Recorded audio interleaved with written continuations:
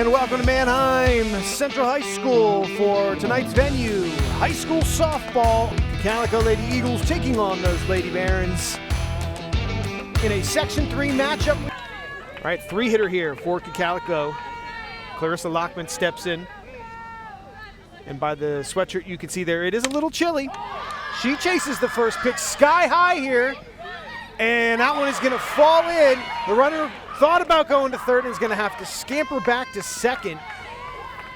That ball fell in between, I think that was shortstop and left field. Boy, that's a tough one there, Amanda, to kind of track down. Especially with the lights, you know, with the dark skies right now too, the ball is going to blend in a little bit more than being like a sunny day. So I think it's going to take a little bit of time to adjust for both teams to really read that ball, especially when it's hit that high in the air.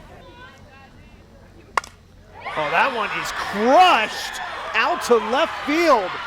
One run will come home in Swan. Oh, they're going to send Lockman heading to third for a triple. She's safe. Hudgens absolutely hammered that, and it is a 2 RBI triple, and Cocalico on the board first here, Amanda. That's a great job by Cocalico by jumping out early. I mean, 3 hits in the first inning with no outs is huge, especially for Kira when she has to go out into the circle. Then it's a lot less pressure that she has as a pitcher to really rely on those 2 runs. For Cocalico High School or whatnot, but she is enjoying that. Ground ball to second base here, and the runner is going home, and the ball is dropped, so she is safe. Well, the umpire called her out, but I think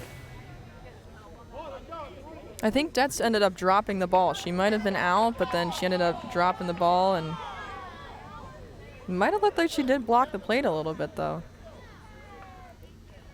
Well, I think they're going to have a conversation because, you know, from our angle here, I'm not sure she ever had control of that. Yeah, for softball, if you're anywhere in the base path, you know, you have to give the runner a way to get home at least some point, especially if you don't have the ball. If you have the ball, then you're able to kind of get into that path a little bit more, but if you don't have the ball yet and you're already standing there and blocking the plate, then they're going to be safe no matter what. You're trying to find your zone. You're trying to see where the umpire's zone is. Ground ball to shortstop. Hostetter across the diamond nicely. That will do it. An entertaining top of the first. What does Manheim Central have in store for us? We'll find out. Help her out. 2-2 pitch. That one's popped up, and it'll fall in. Here comes Hostetter around third.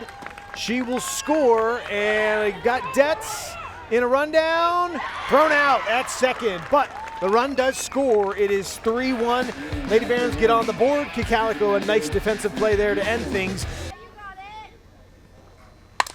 That one is hit to left field, and it scoots by the outfielder. Hurst digging for second, and they're going to try for 3 here, and she will make it. So, just like that, Lauren Hurst gets herself in scoring position with a big hit. Again, I don't think she really finished her swing on that one. It's just really good, solid contact. She's doing a good job of hitting the ball where it's pitched and taking advantage of that inside pitch. And then also hustling all the way around to get herself down to third base with 1 out in the inning. Not so much. Here is the 9-hitter. First pitch swinging back up the middle. Runner will go. Hostetter. Ooh, I was going to say, what a throw by her across the diamond, but not in time. And it's an RBI single for Gretchen Showalter. Hostetter did a really good job of keeping that in the infield, though. I mean, you know, if that goes to the outfield, there's a chance that it could get by the center fielder, and then they can advance and get into scoring position again. So really great play by her, and a really close play, too. So Central's doing a really good job of putting the ball in play, so I think. Well, so is Cocalico, too. Clarissa Lockman, line 1. A second runner will come home, and a great job hustling there by Swan as 2 runs come home off of that RBI single off the bat of Clarissa Lockman. Yeah, 2 batters up, 2 pitches, and 2 people on base, so that's a really great job by Cocalico of adjusting to that pitching change and not letting that affect them. Right past second baseman, and then the throw by Hostetter was off the mark there. Contest 15-0. Ground ball, Hostetter eats it up and makes the third out. So Hostetter comes in to slam the door, but it is 6-1 in favor of Cocalico. We head to the bottom of the second right here in Manheim. Go and hope for the best rather than guess. Ball driven up the middle by Paige Garner. Red K digging for third. Garner heading for second. Both safe. So 2 runners on in scoring position for the Lady Barons with less than 2 outs. Central's doing a good job of responding right now, especially after that last inning. You know, Cocalico got a couple runs there, so bouncing back, getting those hits, getting runners on and just in scoring position is going to be big for them.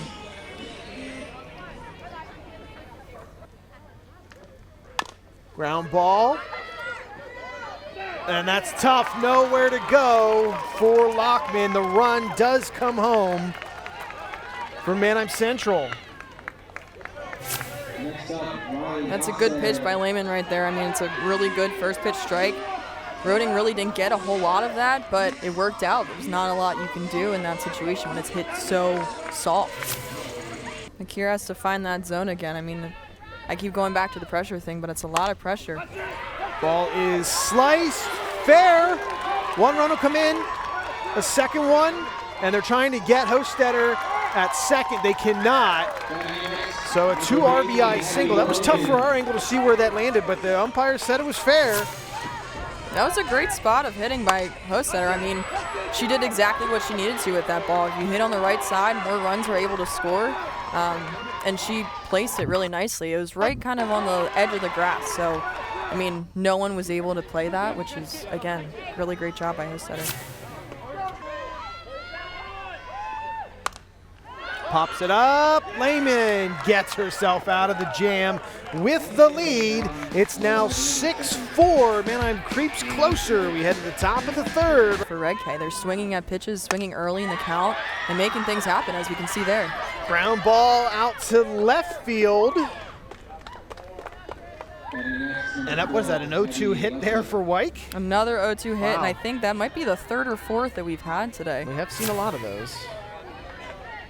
See how they kind of wanted a little bit more out. That one drifted back into the zone for Wyke. Wyke did a good job of, again, just putting the ball where it's pitched. At least 1 run, I think. That's a ground ball to the right side. Garner comes up, throws across for the out. And again, Wyke is aggressive. She is heading for third. Ball, I think, actually hit her, skips to the fence. So she will find her way to third base with 2 outs. Wyke did a good job of recognizing where that ball was hit and then really taking a good jump afterwards. It was a very close play, but it has to be a perfect throw in order to get her out. That is true. It has to be kind of ground ball over to Garner. Oh, and they say yes, got her. That would have been a huge run for Cocalico, but the throw across from Paige Garner cuts it down. Still 6-4s. We've seen a lot so far. We'll see what happens here. Bottom of the third for Manheim Central. That one is pulled hard. Gets past the right fielder by Detz. She is chugging around second. Here comes the throw in. Will they send her home? No. They will hold her at third. She was thinking about it. Has to slide back head first. So she's okay. Definitely going to get that uniform dirty now. That's a great job by Detz of jumping on the first pitch. That's even high in the zone, too. She did a really good job of just getting her hands out and driving through the zone. But also good speed. I mean, leadoff batter getting the third, that's going to be really nice for Manheim Central when they're in the meat of their lineup, too. Well, I mean, there hasn't been a lot of hard-hit balls, but when they do hit them hard, they get past because there's so many big gaps. Ground ball, third base, cross the diamond, no! Off the mark, 1 run will score. Peterson advances to third. That was a long throw across the diamond there. Really good pitch by Kira, though. I mean, it's hard when you're doing what you're supposed to and getting those pitches, getting those ground outs, and you know, sometimes it's tricky for the field. Again, there's so much pressure going around that you can't really see all that, but. To Garner. That one is hit well into the outfield. It found the gap. 1 run will score. Here comes Red K. Garner digging for second.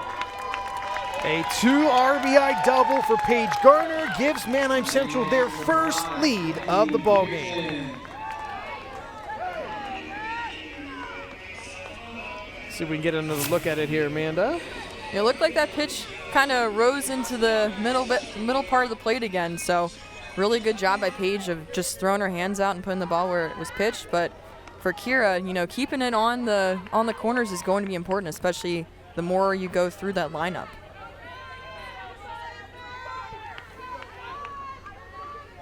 All right, Mackenzie Pearson steps in. Long. We're only in the bottom of the third, and I think we're about an hour into the game. So, yeah. I mean, both sides, it's just been a hitting battle. Runner goes, and she is safe. I think she also caught a piece of Lehman's leg there sliding in as well. So another run home. It's 8-6 Manheim Central. It's always tough as a pitcher trying to figure out where you can cover the plate and where you can't. And right there, she stepped kind of right into the zone. And what I was talking about earlier is you can stay out of the base path until you have the ball. And she did have the ball, but then as a pitcher, it's a little risky getting in play. Can Lehman prove it out here? She chases one, though. Over to second. And the out is recorded. So it's 8-6. Manheim Central jumps into the lead. Hostetter will head back to the circle. Up 2. We'll be back. Top of the fourth. He said. Soaked it all up. Full count here to Lehman. Check swing sneaks through the infield for Kira Lehman. And she will have a one-out single for Cocalico.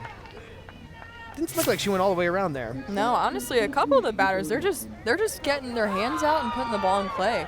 And that's a good job. I mean, that's all you really have to do. And that was successful, so I'm curious to see if she'll use it again.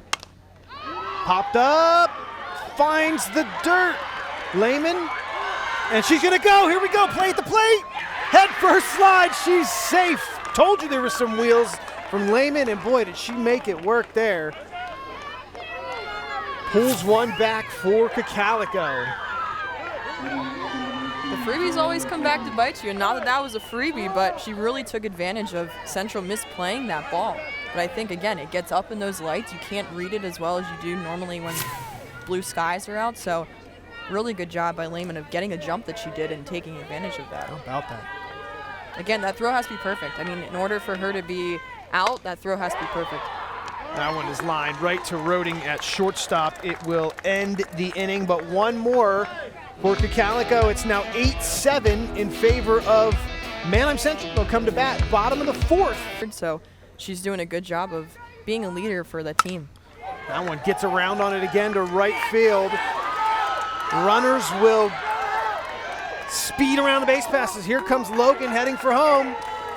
And she will score standing up. So just like that, Detz another good swing and another run comes home for Manheim Central. That one came off her bat at 69.8 miles per hour. So that pitch came in at 51 and went out at 69. So that's, you know, no matter where you're playing that's a hard ball to stop. And obviously for right field, I mean, it's harder to see out there too, but that's definitely a hard one to knock down. 2-0 count. That one's hit well, out to left field, coming in on it, can't get it. It is down. One run will score. They're gonna send Peterson. Throw is wild. Red K will head to third. So again, you put the ball in play and see what the defense is gonna do. And that time, be able to knock home a few runs. Yeah, that was a perfect example of it. I mean, you know, those balls are hard to read, and they got good jumps on them, and they're taking advantage of those misplays too. Both sides are really taking advantage of everything that was missed. Calico team that is developing a lot of young, inexperienced players. Another one that Lehman jumps on and makes the out. So at the top of the order there, Cocalico able to get out of it. It is 12-7. Big pitch coming here, full count. Misses upstairs, it's another walk. Runner goes, but it won't matter. Free pass down to first for Showalter, and that will put the lineup back to the top of the order. He's been doing a really good job, and it's very impressive of the way they work together. Fly ball, it's down, one run is home. Here comes Showalter, she will score. Big two-out swing from Elise Swan, the freshman, drives in two more, closes the gap. It's 12-9, Manheim Central. That's that gap we were talking about. If you find it, live there. But that was a great job by Swan of just, again, putting it into play. A 1-2 pitch. It actually looked a little bit higher in the zone, but it was center. So doing a good job of just driving that pitch where it was thrown. Cocalico have had two where Central capitalized on that and really were able to score. Ground ball. Shortstop collides with Swan, and they will call the base runner out. That is a tough part of this game. You have to avoid the ball and the fielder. Good call by the umpire. That will end the inning as it remains 12-9. We're in the 5th inning here in Manheim. Stick with us. It's a good one. They're now the pitching oppositions for one another. Strong hit to center. It is snagged by Gretchen Showalter. Right at her. Out number 1. That was a great play by Showalter. Hostetter really got all of that ball. It was up in the zone, and she kept her hands up high and really drove that. But unfortunately, Showalter, and also luckily, she was in the right spot at the right time. Ground ball. Gonna be a tough throw. Logan has good speed. She'll beat that out for a hit. We've seen that already. She can get down the line pretty quickly. Yeah, she definitely got a good jump out of the box too. Sometimes that's the hardest part, is just getting moving after you make contact and you're getting out of the box, but she took advantage of every step. So as a freshman, that's really great. She can develop that. That one is hit to the right side. Couldn't come away with it. Swan safe at first. They'll keep an eye on Logan at third. Another hard-hit ball, just a little too hot to handle over there. Peterson, ground ball. No option but to go to first. It does get the run in. I didn't see, did Lehman look at second or third there? Because if she looks at third, she might catch that runner cheating a little too far down. Sure, and I think that ball was hit so hard that she really just got it and went with it. Exactly what I was talking about earlier. Sometimes when you're pitching, you get into that routine, you get into that groove that as soon as you get the ball, it's routine to go to first. So you're not always thinking about where everyone else is. But she did a good job of keeping that ball in the infield and making a play. One pitch coming from Kira Lehman. That one is skied to left field, going back. Caught! What a play! Kira Yeager. I think that's the first time we've called her name, but what a play to end the inning. 5 in the books, a 13-9 ball game. We'll be back on Blue Ridge 11 with more high school softball. And Hostetter's motion too is like every single pitch she has the same finish on. So no matter what she's throwing, it looks like the same pitch. Well, you know, as a batter or as a pitcher or anybody in that kind of situation, everything needs to look the same so you can disguise things. That time, Haldeman, a nice job to drive it right back up the middle for a hit. Just scoots it past the shortstop. It looked like that pitch was a little bit more middle of the plate, so she did a really good job of, again, hitting the ball where it's pitched. Ground ball. Runner will come home. Lesher out. Runner is safe. Ball is on the ground, as you can see by that shot right there. Good call by the umpire on the base paths. So an RBI for Lesher. Another run in for Cocalico. Again, Cocalico being very aggressive on the base path, and right now, I mean, I feel like they have nothing to lose. You know, a 13-10 game now, that's a lot of it has to do with just their aggressive base running, so that's a great call on the coach of just sending them. That throw has to be perfect in order for her to get out, and as you can see, it's been working out in their favor. It's walks. Like, that's going to minimize games and those runs in games, and in the end, save games. Great point strikeout there from Hostetter to end the inning, her 6th in the ball game. It's 13-10. Manheim Central coming to bat, bottom of the 6th here, so she is certainly getting some valuable time behind the dish. Ground ball. Lehman makes the play. Garner advances to third. I think that's pretty much all you could expect on that play. Take the out. Dangerous hitter in the lineup. A little bit of an overthrow. I think that skipped right back to Hurst, so runners could not advance. Or no, did it? Did it go up over? I thought that fell right into Hurst's glove, but apparently it did not. It must have hit the bar and gone up out of play because both runners there got to advance. So the wild pitch will score the run. Let's see what happened here. Somehow that scooted out of the cage. So the streak does continue of a run scored in every inning here for Manheim Central. Roding's ahead 3-1. Second walk of the inning for Lehman. Number 12, Riley Hostetter. And Roding will head down to first. That brings up Riley Hostetter.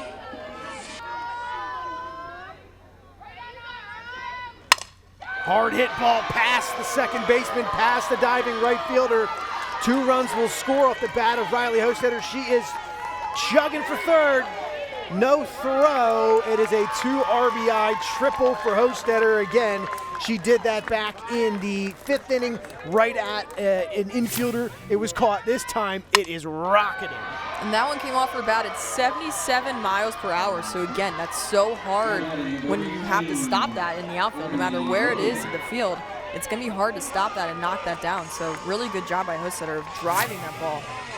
Get herself back into her groove that she was in earlier and nail that zone. 1 out in the inning. That one's driven into the gap in right center by Logan. She's around second, looking for third. Are they going to send her? Let's see. Haldeman going to throw home. Throw, tag, out. Nice relay as they gun Logan down, trying for the inside the park home run. And Cocalico a chance to smile there as they executed some fundamentals there on a nice swing from Abby Logan.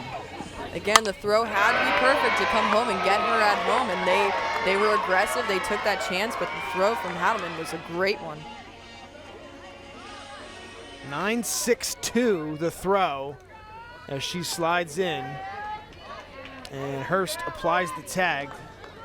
Great job by Hurst, too, of staying out of that lane. I mean, she went up and got that ball, but she made sure she kept her eyes on that runner to make sure she wasn't in the way of the base. Proving that, I mean, she's driving the ball all over the field.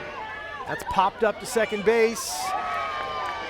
I'm thinking of miscommunication in between Swan and Haldeman. I'm not sure who was calling it, but unable to come away with there. That's a shame because that would have ended the inning for Kira Lehman in the circle and Cocalico, and they'd be heading back to the bats, but the inning continues.